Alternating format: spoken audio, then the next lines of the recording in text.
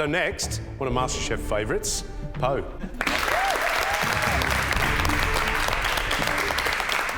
We loved you, and in fact, honestly, we thought you were going to win. Well, we thought you were going to win. Second. But you've done all right, haven't you? Yeah, I've done all right. Yeah. So what are you going to teach us how to do today? So we're making a turmeric sticky rice that goes with a dry shredded duck rendang and also a pandan coconut lace crepe.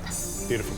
Well, this dish is actually really special because it is one of my favourites, which is our theme for the week. And it's a dish that I cooked for the Elder Statesman Challenge. Lovely. It's the final 5 minutes before the final week.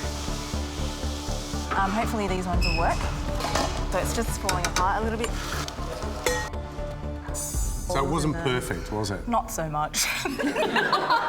But taking that dish and holding on to it is really important because things that didn't work, you just go, you know what? Don't give up on them. Yeah. Right, let's kick off. What do you want me to do? So first we're going to do the rice. Always soak it and then you can steam it. And what you get from that is really nice separation. Got to soak it. Minimum 4 hours, ideally overnight. Overnight, yeah. So rice, coconut cream. Mix that together? Yes. Turmeric for some really nice colour, which is something that really lacked in my original dish. And it's going to give it a beautiful earthiness and goes beautiful with coconut, and some salt. Pinch or? Good pinch, chef's pinch. So we're just going to fold that through, and then what I've got here is just a bamboo basket that's lined with pandan leaves. Pandan is a really fantastic, versatile Southeast Asian ingredient. You find it a lot in desserts. Any Southeast Asian dessert that you find green in, this is where it comes from. So you want me to tip that in, lid on, turn it on, and steam it. How long does this steam for? It depends how well soaked your rice is, about 20 minutes. Right, so fold leaves in, lid on. So I'm going to make a spice mix now, which is a classic rendang mix. And what I've got here is galangal, lemongrass, some dried chilies that I've soaked in hot water, and cumin. Fennel. I'll just tidy your stuff up. Thank you, coriander. It's always what I wanted. Things never change. No, it's always what I wanted to do. Garlic and onion. So in that all goes. So you want that to be a really fine paste. See. Okay, perfect. Sorry. Now, plenty of oil, okay? If you don't have enough oil, what will happen is you'll just simply keep steaming the spice paste and it will just never knit together. What you want to do is toast it and draw all those beautiful sugars out of the aromatics so that they, knit together. So just fry that off. When it starts to become really fragrant, that's how you have a clue that it's ready. So next what we've got here is desiccated coconut that's been dry toasted, and you can see it's a really nice deep brown. And what I'm going to do is pound this into a paste.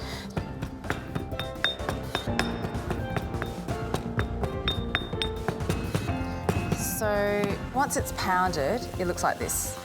Okay, so next we will do crepes. It's called a roti jala. It's actually a traditional pancake that we use, and we do eat it traditionally with curries and stuff, and what you use it is like a roti. So you tear a little piece off and kind of scoop curry up with it and eat it that way. So what I've got here is just plain flour, chef's pinch of salt, 2 eggs, and some coconut milk. And this requires a little bit of instinct, and you need to feel out how much fat there is in this. So this is pandan paste. It's just the shortcut version of that leaf.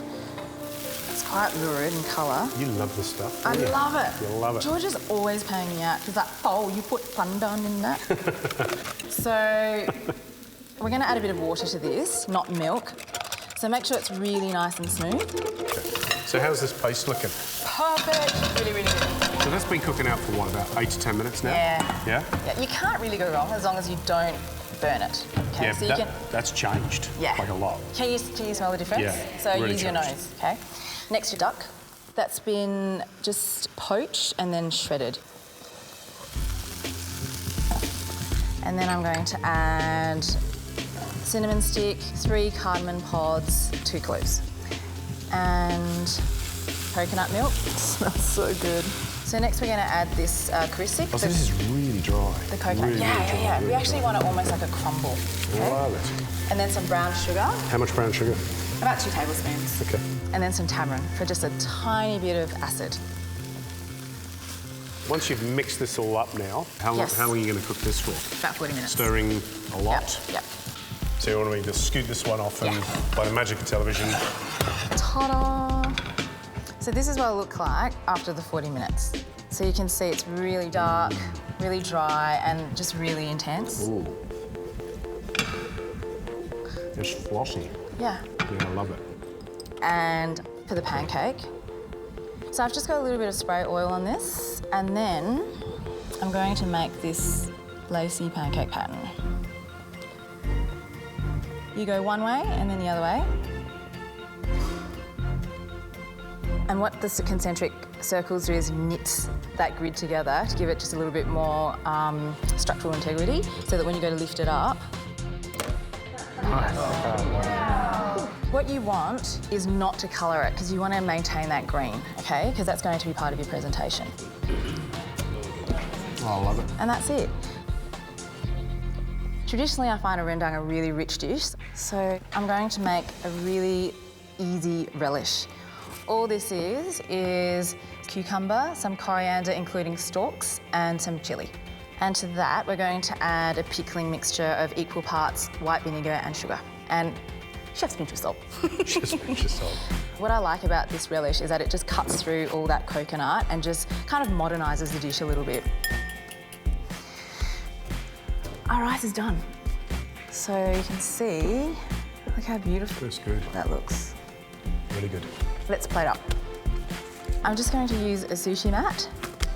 So just sort of loosely, and then the rendang goes in the centre. Rolling it like a sushi roll. Just compress that a little bit so it helps it stay together.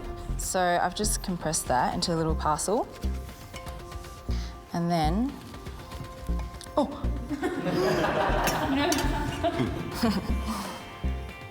Just pop it on there. That's really cool. It's very clever, I like that. And then that's it. That looks very special. Yeah? Yeah, I reckon that looks really cool. And there it is. That's my rendang sushi roll.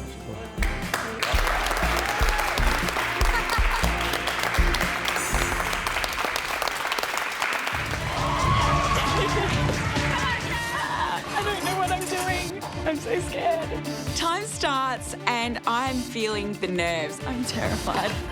I think this is possibly the most important cook I've had to date. Flour might help. And I want to win this, and I really want to give it the best I've got. I know that instantly most people think of sweets when they think of waffles, but I think I'm going to sort of step outside the box a bit. I'm thinking of doing waffles with fried chicken with a sticky chili soy caramel. The first thing I do is start breaking down the chicken. I just want to use the thighs, so I get the legs off and start cutting up the thigh meat. Move quickly, Eloise. Chop that chicken. I'm shaking. I'm so nervous. I'm shaking like a leaf. You're right, Eloise. I just really want to do well, and I really want to impress those judges. I want this immunity pin like you wouldn't believe. I want to be in the competition to the end, and the immunity pin guarantees me one more week, so that's definitely the goal. Get moving, Eloise. As soon as I have my chicken thighs cut up, I marinate them in a mix of soy sauce, Shaoxing wine, and some sesame oil. Go, Eloise. Get onto that batter. You are shaking like a leaf. What's going on with the nerves? You getting that under control? Yeah, I tend to be a bit shaky at the best of That's all right. times. You're focused, you're going for it. Yeah. What's the dish? I'm doing waffles with fried chicken and a chili soy caramel. Anything fresh on there? Yeah, I'm going to do a bit of a herb salad. Cool. Okay. All right, we're off to a good start. Stop shaking. Oh, I'll do my best. What else goes in a waffle? Eggs, flour. I don't have a waffle recipe in my head, but I know what needs to go into the waffles. I'm scared it's not going to turn out nice. I don't want to serve Matt Preston a cork. The last time I made them, they really didn't work out so well. So I do a first batch of waffles and just hope that it works. Oh, I should probably check that waffle, shouldn't I? Ideally, a waffle should be really crispy on the outside and still light and fluffy on the inside. And I lift the lid of the waffle press. Oh no. My waffles are dead. I've opened it too early. All the batter is just stuck to the edges and I have to scrape it all out bit by bit. Time. Shit. I just don't have time to be doing this. Oh my God. And now I have to start again. Come on, guys.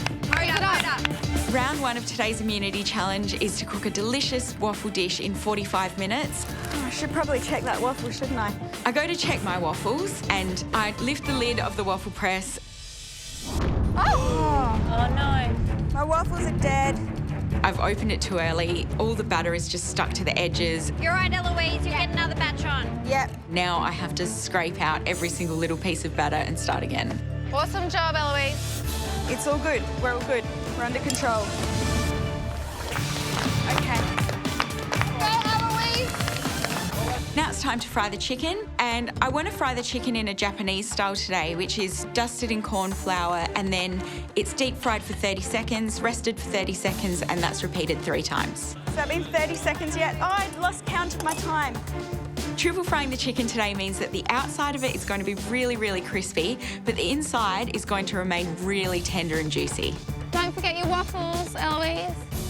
I go to check my second batch of waffles and I lift the lid. Oh, beautiful! Looks good, looks good. They're really nice colour. They've got a little bit of a crispy outside. How's it taste? It's pretty good. They're fluffy on the inside and I'm quite happy with them. Lime juice, I need a lime, I need a lime, I need a lime. Good work, Eloise. Run! Somehow time has completely escaped me and I still haven't plated up yet and I'm panicking. Start putting stuff on the plate, Eloise. Eloise, plate up, come on! Stop yelling at me! This is it! 10 seconds! Eloise, hurry! 9, 8, 7, 6, 5, 4, 3, 2, 1. That's it! Time's up. Eloise? I'm really hoping that the judges like where I've gone with this dish. I think it all goes well together, so I just hope that they do. Eloise, what have you cooked today? I've made waffles with Japanese style, triple fried chicken and a chili soy caramel. Triple fried. Yes. Looks great. Yeah, looks great. And it smells great as well. It does, yeah. I love the fact that there's a lot of freshness on the plate as well as the naughty stuff, which always balances out as far as I'm concerned. Yeah. To me, it looks like a really good cafe dish.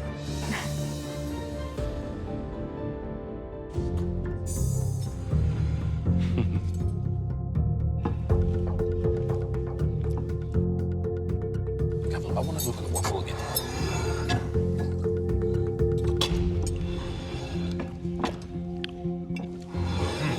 Is this like hypnosis?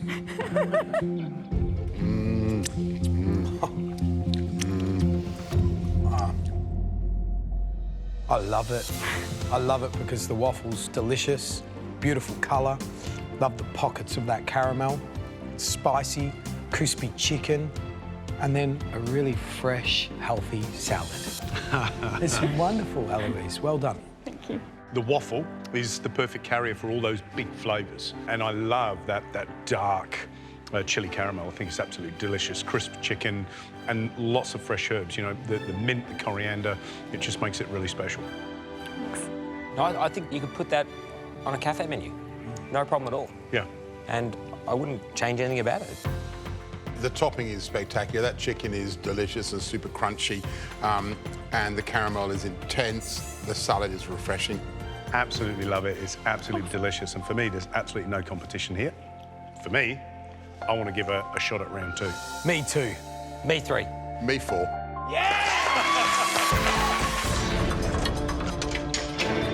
Alana, how you going? I'm good, thanks, George. Very happy. Look at you.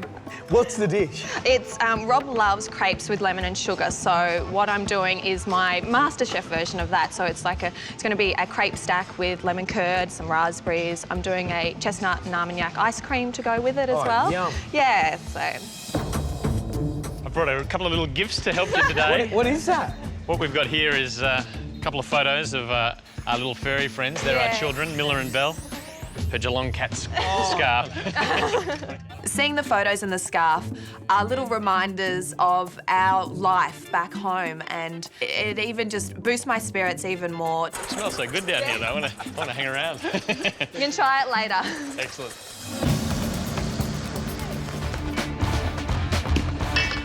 Crepe mixture needs to be a really thin batter so that it spreads out in the pan evenly when it cooks. I've got a massive task ahead of me. I have to make 10 crepe stacks, so I have a lot of crepes that I need to make. I need to get 2 pans on and making 2 at a time.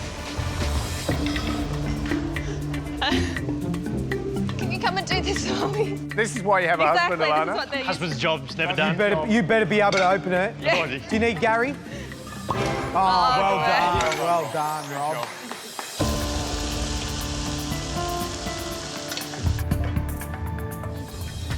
So at the moment, I'm just making my crepes. Got my ice cream on, my lemon curds in the fridge. I'm also making the little puree that will swirl through the ice cream at the end. And I have to make my meringue probably in another half an hour or so. Rob's tasting the crepes with some lemon and sugar on them. Oh, yeah, here we go. He gives me the okay that they're perfect. Right, you're coming home with me. You're coming home with me. So that's a bit of a relief. The experienced taste tester has given me the thumbs up on it. I'm just whisking in a little bit of creme fraiche. Because the actual crepe stack itself is going to be quite sweet, I wanted to make the ice cream quite savoury. You want to take that up? There we go. It's vanilla ice cream. I've got a round cookie cutter to cut into all these crepes that I've made. I can cut 4 smaller crepes out of them, which is the size of what my stack's going to be. I've got 10 crepe stacks I need to assemble. I need to get started, otherwise I'm going to run out of time. Well, Rob tried one. He seemed happy. But you know what I noticed Alana did? Was she cooked them in what was supposed to be a nut brown butter, but it looked way too dark for me. And you know what happens? It stains the pancake, and then that little burny taste comes through. Not sure if I like that. Has she got it right? Do you know a better way of doing this? You just put the next one in. Oh, okay. Do you know what I mean? Whoop. To finish off the crepe stack, I pipe the Italian meringue on the top in a swirl and then blowtorch the top of it. You have 10 seconds to go. 9, 8, 7, 6, 5, 4, 3, 2, 1. That's it. Time's up.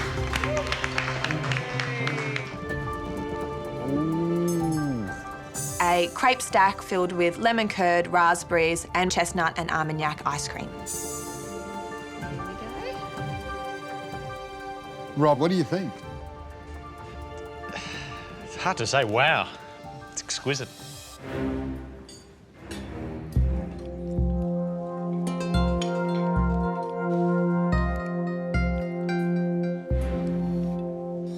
So tangy. You like it? Love it. I can't pull that out every night after dinner. Oh, what do you mean? I thought this was the standard now. Your mind, how it thinks, just intrigues me how you've come so far in this competition, how you plated it up. That beautiful little scoop of ice cream, little crumble, those little beautiful flowers. This is spectacular cooking. Thank you. This is really spectacular. It's a very clever dish. You've got so much going on in the plate, but everything's working together. It's a bit like an orchestra playing the same tune. Everyone's reading from the same sheet music, and that's a great dish. And I think maybe the best dish you've cooked so far.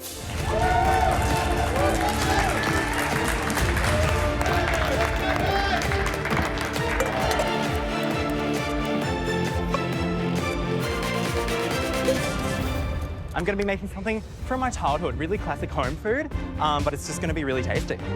This short amount of time outside of the competition has given me such a renewed perspective, and I've realised when I cook from the heart and when I cook food that truly represents myself and my kind of cooking, that's when I cook the best. So I'm really excited to showcase that today. Eric. Hello. What's happening, man? I'm just making my pancake. What are you making? You know spring onion pancake? Yes. Yeah. I'm not doing the typical northern style one. I'm doing the Shanghai styled one, which Okay. is like a smaller. It's got layers. Yep. It's like a different style, and it's fried and then baked.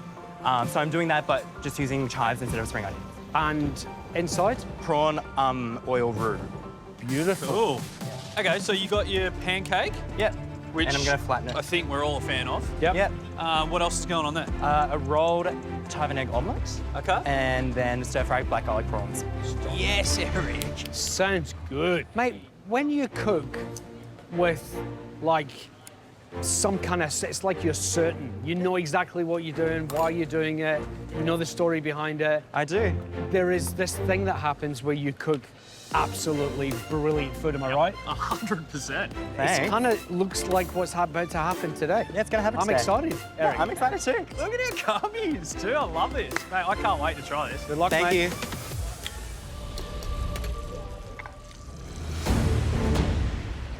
For my dish today, I'm making a Shanghai-style chive pancake, an egg and chive omelette, and stir-fried black garlic prawns. These are things that are very classic to Chinese food and the kind of Chinese food I grew up with, so that's kind of what I'm channeling today. So I finished making my chive pancake. Time to make my omelette. I've cracked some eggs into a little jug with the chive, and then I put in prawn stock to kind of give it a really juicy consistency. Oh, he's got his tray. He's got his square tray. Yes, Eric. I'm rolling the omelette in the square pan, rolling it up, and I realize that it's sticking.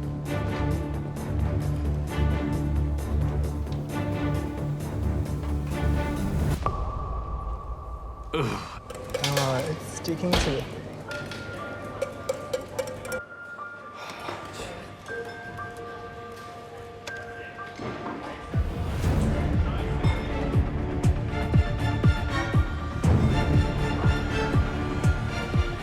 Oh my God.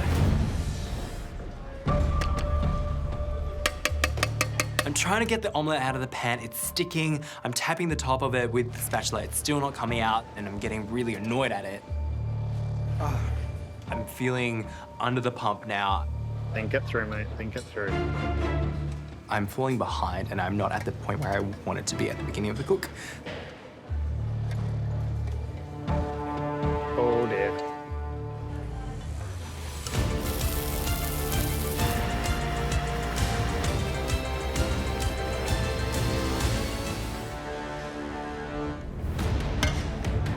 I finally get my omelette out of the pan. You got this, Eric. Come on now. It's not looking that beautiful, but I still roll it up into the shape of the bamboo mat, set it with a little weight on top so it kind of holds together and hopefully makes a cohesive shape. Yes, Eric! Good job. I have a really strong connection to my Chinese heritage, so today I really want to showcase those cooking techniques. To prepare my prawns, I mix an egg white through them, and that technique is very Chinese in origin. It's a technique where you kind of create this barrier outside of the prawns that gives it a very nice, silky, really tender texture. This is the most time I've ever had to plate up my dish. Ah, that is hot. The dish today is kind of like a Chinese tasting plate. The omelette, the stir-fried prawns, the chive pancake, they all work well as a kind of like thing you can kind of pick at. I'm thinking it needs some brightness, it needs a pop of acidity and sweetness to really round out the dish. Chive vinegar to lighten it up. Come on! Come on! Come on, guys! Home stretch! 10, 9, 8, 7, 6, 5, 4, 3, 2, 1.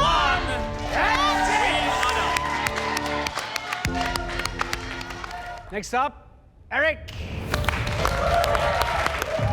When the judges taste this dish, I really want to transport them to Eastern China. I need this dish to be amazing because I need to get that top 4 dish today.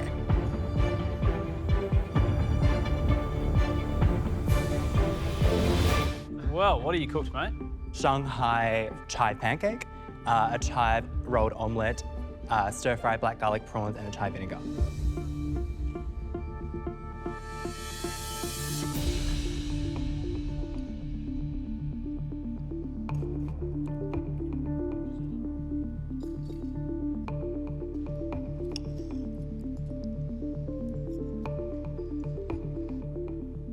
Eric, I had such high hopes for this cook with you. You were sort of in such a good place when we came around your bench. You were happy, you were excited. You know, you were genuinely enthusiastic about what you were cooking today. I thought, this is going to be epic. And then you brought it up, and I tried it, and it is epic. Oh my God, it's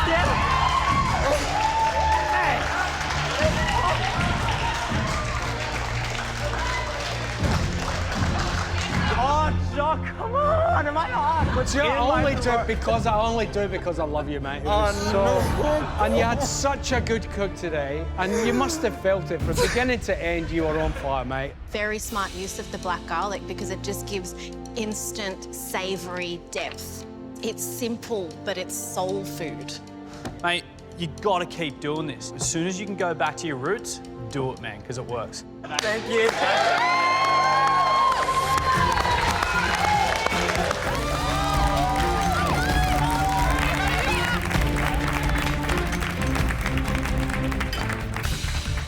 What are you thinking, Loki? Dosa. Oh, yes, nice. The moment they say pancakes, dosa comes in my mind. Dosa is a savory pancake. It's the most famous food in southern India. Come on, Loki. A traditional dosa is usually a process of 2 days. Today I've got 45 minutes. I don't have 2 days. Go, Loki. Chop, chop, chop. So I remembered my mom. She makes a quick batter with sour cream to give the similar flavors as a fermented batter. So that's what I'm going to do today. Hi, Loki. Hi, Angela. So what are you doing for us? I'm making savory pancake, Indian dosa. Oh, wonderful. With coconut chutney and sweet chutney as well. Sure, nice Yes. idea. Gee. Because normally dosa takes time to ferment and get the sourness. I got the sour cream to balance that out, and a little bit of lime, and I've mixed semolina to give the crunch. Wow. Lovely. Sure, nice Yes. idea. Gee, it's a good idea. That sounds great. Come on!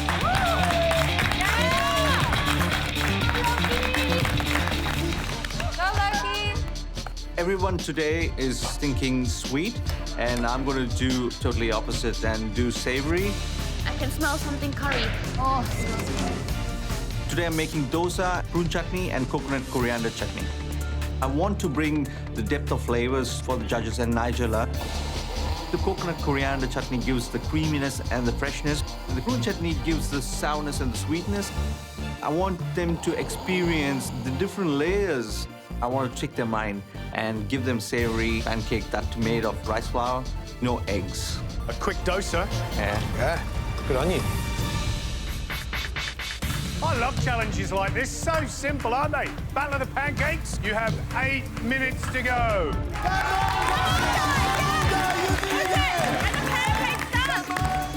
Time is running out.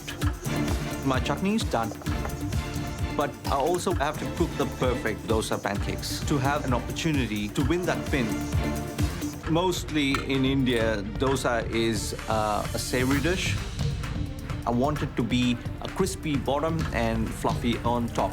So you put them on the hot pan and you oil it to give the crispy edges. It looks perfect. An extra serve for me, thanks, Lucky. Hot dosas with prune chutney and coconut coriander chutney. It's mind-blowing. You just finger lick. When the judges come and have my food, I want to hopefully blow their mind. 10 seconds. 9, 8, 7, 6, 5, 4, 3, 2, 1.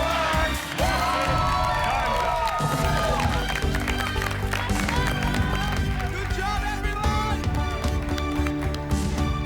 What a pleasure it is for us to watch seemingly such a simple challenge turn into something so exciting. So, I think we better get this tasting underway. First can't up, wait. Lockie. I only got 45 minutes to make the dosa from my mum's recipe.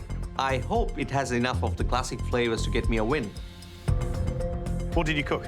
I made dosa, uttapam. So the 2 chutneys, you got coriander chutney and... Coriander coconut chutney with cumin prune chutney. Cool. Do you want to taste first, Nigella? You don't have to ask me twice.